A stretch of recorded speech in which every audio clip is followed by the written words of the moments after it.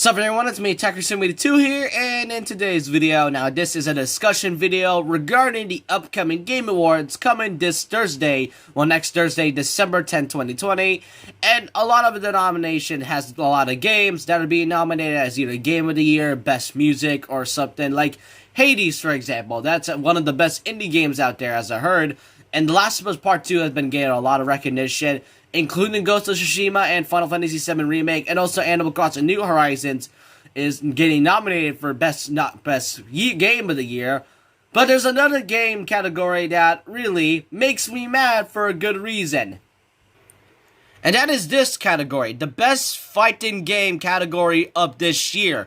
And now, granted, Smash Ultimate isn't in here, and to be fair, Nintendo barely makes any sort of games this year. I mean, there were some major games, such as Age of Calamity, Paper Mario Origami King, and then, like, Animal Crossing and such. I mean, some of the games are in this list, but we're talking about the fighting game category itself.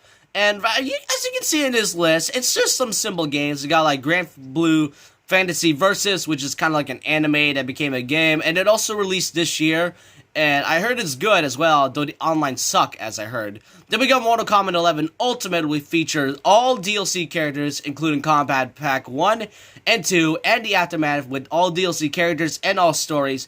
Street Fighter V Champion Edition, a game that came out in 2015, so I gotta ask this, Capcom, where the heck is Street Fighter 6?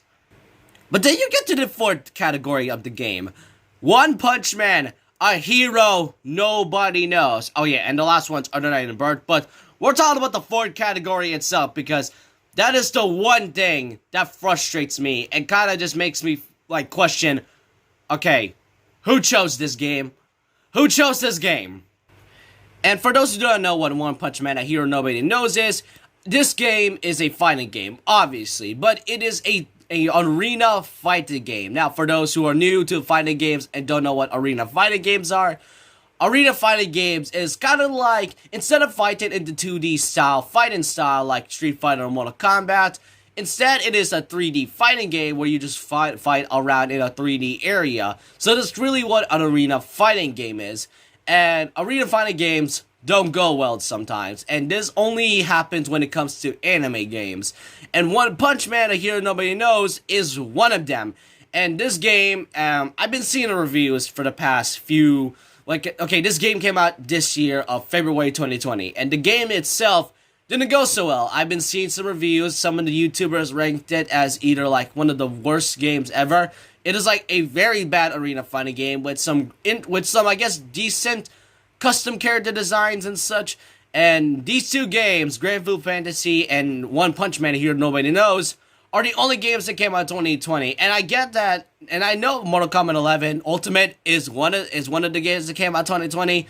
But the original Mortal Kombat 11 game came out last year, and Street Fighter V has been around since 2015. And Under Night and Birth, I'm not entirely sure when it came out. I barely heard of this game, but Grand Blue Fantasy and a hero nobody knows is the only game that just came out this year. And I think we didn't even realize that fighting games in 2019 was like one of the best years, and I don't think we even realized it.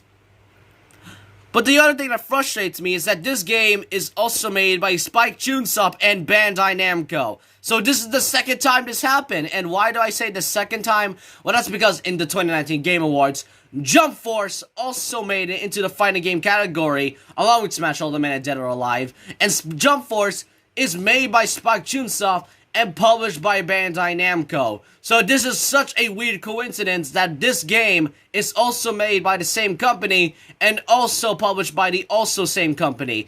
And guess what? Spike Chunsoft is also known for making Danganronpa series. Those are the one, yeah, you heard me. That Spike Chunsoft is the exact same company who also made the Danganronpa series. You know, like Monokuma and such.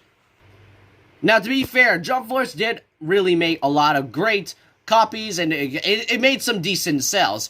One Punch Man right here barely made any sales just because of how bad the story was, how bad, weirdly and clunky the animation, the gameplay, and such, and even like the whole story, and really a bad arena fighting game. And the other thing is that, why did they choose this game exactly? Because, you know, now that I think about it, who exactly is choosing this, like, who's choosing the nominations? I swear, who's choosing the nominations? This is kind of one of the weirdest salty moments I've done in this entire channel. But to be fair, there is another arena fighting game that involves anime that also came out this year. Not Naruto Ultimate Ninja Storm, alright? That game came out 2016.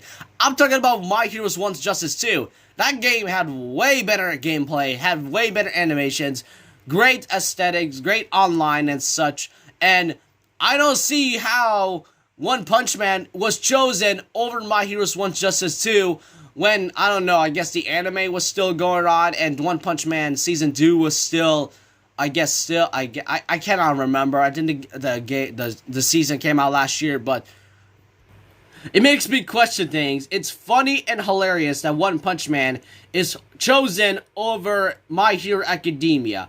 And honestly, I mean, I would prefer Naruto Ultimate Ninja Storm 4, but to be fair, there hasn't been one because the anime just ended back then, and the Boruto anime is still going on. But this is just, I just really don't get it. And we didn't even realize that 2019 was one of the best years for fighting game communities. And I mean, I don't know anymore. Like, I just don't know. Now, to be fair, now look, guys, I sounded salty the entire video, and I deeply apologize about that. It's just that, and no, I do not want Smash in this category because, I don't know, but the thing is that One Punch Man shouldn't deserve to be in this list. Like, I've been seeing the reviews lately talking about this game, and even when the game came out, there's a whole lot of hate going on with One Punch Man here nobody knows. And what is the meaning of this? And what I'm saying is that if this game is in the nominations, could this mean that this game was good? Because I've been seeing weird and bad reviews of the game, like 3.5 out of 10, and then like I don't know. It makes me question things about this year's Game Awards, and I don't know anymore. But let me know what you guys think of this. I am sorry if I sounded salty. I just don't get how this game is somehow still relevant.